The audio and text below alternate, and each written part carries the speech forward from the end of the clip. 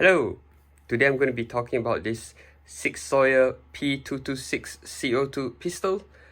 Now, this is my very first air pistol, so I'm speaking with no prior experience whatsoever. So I highly recommend watching the video that I've put in the description, which links to the official product information video made by Sig Sauer themselves.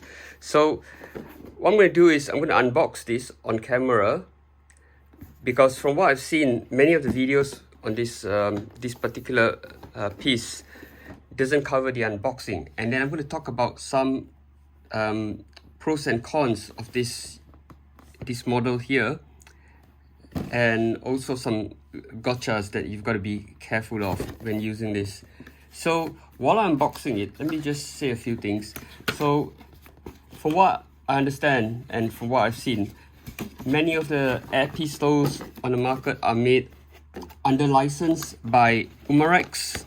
So they've got Glocks, for example, and even some other Sig Sauer models, but they're all made by Umarex, and they're really good quality. But this particular one, along with a few other models, these are all made officially by Sig Sauer themselves. So you know that they carry the quality and engineering that one can expect from them. And also the other advantage of this is Sig has actually made this weapon to sort of have the same weight and feel as the actual 9mm version of the P226, and that's basically just a piece of brown tape that I've put over to cover up the serial number, so just pay no attention to that. So let's have a look at what comes in the box first before we actually look at the weapon itself. So this is a multilingual manual, as you can see. So each language only takes up a few pages, really. So not much to digest in there. And just the usual registration form and a small warning here, not to return the product to the store if it malfunctions for safety reasons. Okay, so I'm going to put this box aside for now, and let's dive into the weapon itself. So first things first, this is the only air pistol made by Sig Sauer that's actually dual ammo. So this one can take both .177 pellets as well as 4.5mm metal, steel BBs, like these ones here. Oops, camera. So these are 4.5mm steel BBs. I've got some pellets which I'll bring into view right now. So this is a sample pellet pack which I thought was really good for first time air pistol users like myself, because it comes in a variety, or rather I should say it comes with a variety of different pellets. So if you're not sure what to go for, a box like this is actually relatively cheap. So just get a sample pack like this, and the names are pretty much self-explanatory. So this one is a match pellet, so it's got flat head to make a larger hole on the target that you shoot at, and that allows the you have a look here, that allows the holes on the targets to be slightly larger. So it's better for target practice. And we've got some this is like a precision one, and if we look at this, I believe this is for hunting game or pest. And if we have a look at this, the head is actually an expanding head pellet, so it's got a hollow tip, so when it hits the target, it's going to expand to create a larger entry wound. I've got some other ones here, like heavier ones at 8.4 grams. But anyway, that aside, let's get back to the actual weapon. So there is right, actually let's just load the magazine with some BB. So I'm going to do just 2 now and get that into view. So got 2 steel BBs there, Now what I'm going to do is, I'm just going to take one of these lead pellets, just as an example. Okay, can probably put that back in the box. So the way we load this is, I'm sure you can already figure out. Let's talk about the magazine first actually. So this is 8x2 round magazine. So it's got 8 rounds. This holds 8 rounds and the other end holds another 8. So you can use 8 and then flip it around and you get another 8. So the front, sorry, the bit that faces the back of the gun is marked with these icons, so you know that whatever you put in is going to be fired out forward. So you load the pellets like so, and obviously with steel BBs, they are bi-directional, right? They're just round, so you just load them in like this. And this bit here in the middle is actually a magnet that attracts steel BBs, which makes loading a lot easier. So you turn it to a free slot and you push it in. The weapon, when you pull the trigger, it rotates this magazine in the clockwise direction. Now this weapon does not have a single action method of operation, so whenever you pull the trigger, it's going to advance the magazine by 1 click clockwise, which means that if you've only got one pellet in there and you want to fire it, you have to line it up so that it goes into the gun with the pellet on the slot to the left here. So now I've turned it to the lead pellet that we've just installed, and this will allow the gun to fire it at the first pull of the trigger, because it's going to advance the magazine before firing. Now let's take a quick look at the gun before placing the magazine in. So the way this works is, right now this is safety switch. That red indicator means the safety is off. With safety on, if you pull the trigger, nothing happens. You put the safety off. When you pull the trigger, there are 3 ways you can do this. First way, you pull the trigger, notice the hammer is uncocked now. So it's going to take a bit of force to pull the trigger, because you've got to overcome the spring tension of the hammer. But basically when you pull the trigger, it's going to pull the hammer back, then you get blowback action. And as you would have noticed, the hammer is now in the cock position, so every subsequent pull will require far less force on the trigger to fire the gun. So you cock itself again, so you can decock it just like the real gun. Do it like that, or you can use a slide to decock it, or likewise you can use a slide to cock the hammer before firing. Or now that the hammer is cocked, if you switch the safety switch to safe, it's going to decock it for you. So that bit there is because the switch isn't depressed all the way down, so be careful with this. Make sure the safety is actually on, because it can so easily catch you out, this one. So ideally you load the magazine, safety off, cock it and fire. Now excuse me. So the one thing I would really advise is, when you first load the magazine, do this with the safety on like this, so it doesn't actually fire. And what you want to listen out for is, listen for this click. Now that click that you can hear is the sound of the magazine being advanced clockwise. Now if you don't hear that, stop everything that you're doing, eject the magazine and check your pellets, and I'll explain exactly why.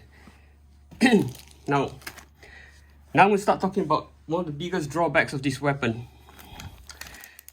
So the length of the magazine is actually quite short, and it's actually short enough that many common pellets are actually incompatible with this weapon. So you've got to be very careful with this. So I'll show you an example and I'll explain why. So here I've got the Polymax shorts, and this is the short version of the Polymax, and these are already a bit too long for this gun, and I'll show you why. If you stick this Polymax, this is what it looks like, by the way. If I can get the camera to focus. it's basically a lead pellet with a plastic tip to increase accuracy. The front of it is actually hollow point. Oh, why can't the camera pick it up? Okay, so the front of it is just like a, without the red poly tip, it will look like just a standard lead expanding hollow point round. But the addition of the plastic tip helps it to be a bit more accurate, because it just helps it to be a bit more aerodynamic. And by the way, these barrels are rifled, so if you shine a bright torch through the front, you'll see that it's got the spiral grooves in there. Now back to this problem that I was talking about. This is, I think, the Achilles heel of this model. So when you put a pellet like this in, I don't know if you can see it on camera, but there you go. You can see that the front of the pellet, that red tip, is barely protruding out from the magazine, and this is enough to cause you a big problem. Let me explain why. So when you push the magazine into the weapon, remember that what you're doing is you're pushing this rotary magazine into the breech of the weapon. So that means that you've got a barrel, you've got a barrel coming right up to the front of the magazine, and right behind it you've got a bit that actually blows the CO2 gas into it to push the magazine out through the barrel.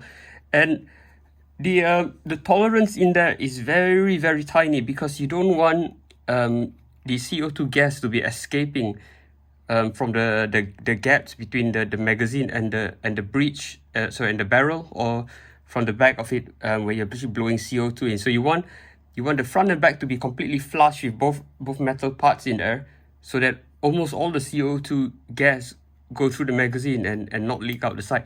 And because of that, if you've got a slight protrusion like this, and I don't know if you can appreciate how tiny this problem is, how little it protrudes out, but that's probably like 0.5 millimeter or maybe a third of a millimeter out, and that's enough to cause you problems, because that tiny bit there, that tiny red tip there, is going to protrude into the steel barrel, and that stops the magazine from rotating. So in fact, if I put this in now, you probably hear that. You see, it fails to rotate. It fails to rotate the magazine clockwise, because that red tip is protruding to the barrel, you see, so it stops the magazine from rotating.